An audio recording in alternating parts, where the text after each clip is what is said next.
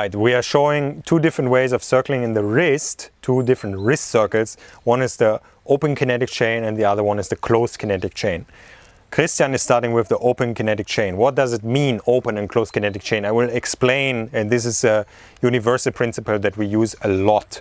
Maybe you know this principle from strength training, but we are also using it for movement in general.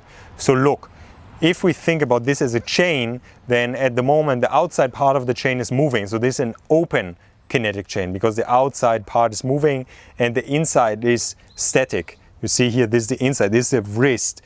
It is static, it doesn't move in space, and this is moving in space. Clearly an open kinetic chain, very strict open kinetic chain. He's doing full range of motion with the wrist, and he can also take one step before. Instead of making a circle, he would do a line up and down, linear movement and side to side. So this is also very advisable to start with this and to explore the full range of motion in these motions first, in these linear motions, before you go to the circular motions. So this is the open kinetic chain, and the closed kinetic chain would be to have the outside point at this staying at the same point and moving the inside around. I will show it to you here at the wall because this will be much easier in the beginning. I put this on the wall, and you can also place the elbow to the side, so the chain will be closed here and here, and just this will be the moving part. I could also close the chain at a different point, but to keep it simple, here and here.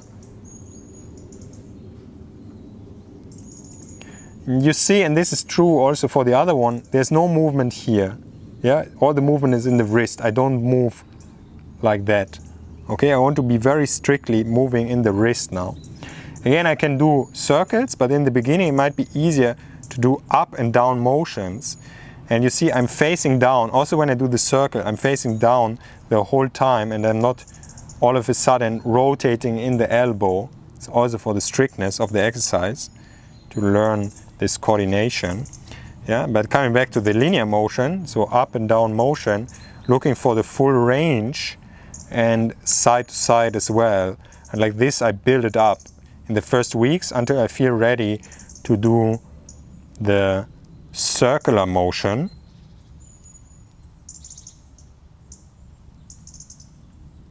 And when this feels good, then I can go a bit away from the wall and do the closed kinetic chain here, still facing a point there, centering it to a point.